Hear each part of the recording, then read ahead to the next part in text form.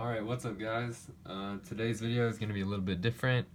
I'm going to talk about researching my great-grandfather's half-brother.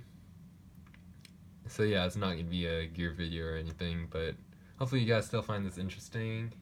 But yeah, so basically if you guys aren't familiar, you can send in a request for veterans records at St. Louis, the National Archives. But the thing is, they have to have been discharged, I think it's like 54 years ago or something like that, or 60, 67, some weird number. Unless you are the direct descendant or like the next of kin. So if you're the veteran's like father, mother, son or daughter, or I think even maybe like brother or sister, though I'm not sure, you can get access to the records. It doesn't matter how new they are. But yeah, so I sent in a request for my great-grandfather's half-brother. But before I did that, I did some base research. Obviously, I had to figure out his name, and I knew his birthplace and state. And also doing an internet search and I found the website, I think it's World War II enlistment, WWII enlistment.com. They have it's very good research, and they have a good database for veterans that served in World War II. It doesn't really list anything specific, but it does have their name, hometown, date they enlisted, and the Army serial number, which is a good start. But yeah, they have that generally for most veterans, and you can look up their name or laundry number or serial number and it'll give results. But anyway, so I went online and National Archives website and filled out a form, information request form, and waited a month or two, and I got back this letter saying that his record was destroyed in the 1973 fire, which, if you guys don't know, it was a huge fire that wiped out the majority of World War II era enlistment records. A lot of the records were destroyed. I think like last names A through K or something like that where it had the most damage. But yeah, pretty much wiped out a lot of the records from pre-1973 and mostly World War II, I think, specifically. But yeah, so I was not surprised to learn that. I was kind of expecting that his records were destroyed in the fire. But then in the letter they also said that I could request a final payment sheet, and it was like $25. So at first I was like, it's probably not going to tell me anything I don't already know, and I don't want to really waste money on it. But I ended up doing it anyway, and this is what I got a couple weeks later. And I was pretty surprised when I looked at it. But anyways, so first it starts off with his name, hometown, all that stuff, and I was like, whoa, has his rank, sergeant. That's pretty cool. Obviously, when he first enlisted, he was a private. So it's cool that, yeah, he served 3 years and then became a sergeant when he was was a sergeant when he was discharged.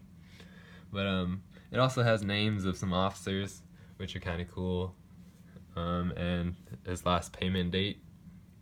And I looked up this camp in California, and apparently it's like a division like return camp. So like when the units were coming back from overseas, they would stay at that camp and like reorganize for a while.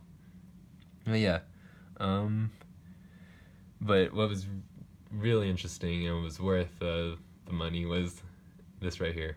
It's his unit, Battery C, 385th Field Artillery. That unit was in the 104th Infantry Division, the Timberwolves, and they served in Europe, like mid to late war, and I believe they served at Remagen. But yeah, I'm definitely gonna research that and maybe do an impression based off that. The only thing I wish I knew was like his specific job. if he was like a forward observer or like what his job was, because obviously he was artillery and a sergeant, but besides that, I don't really know. But also has his information about his extra pay for serving 3 years, which I thought that was kind of interesting.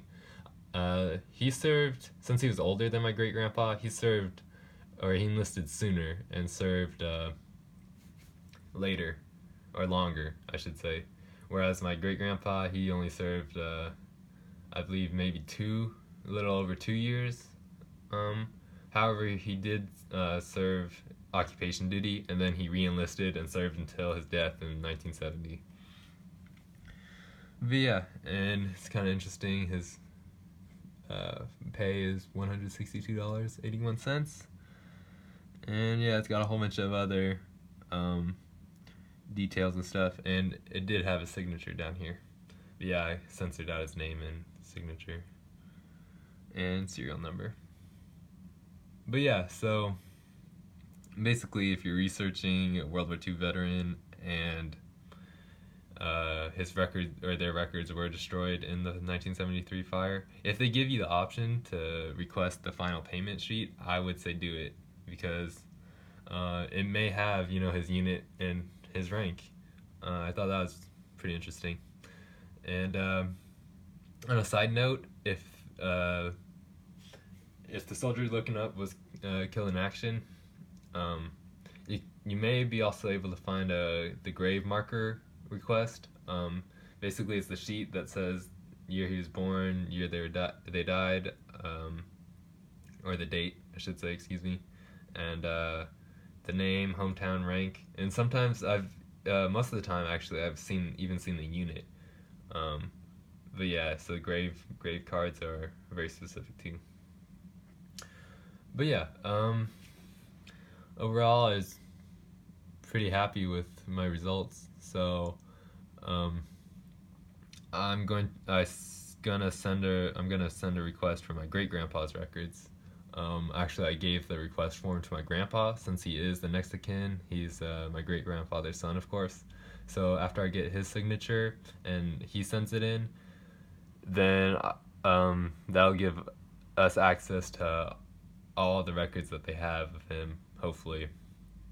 And yeah, hopefully I'll be able to figure out his wartime unit. But yeah, so this is basically sums up my research, and stay tuned for a Battery C 385th Field Artillery impression. Alright, thank you for watching, and please like and subscribe.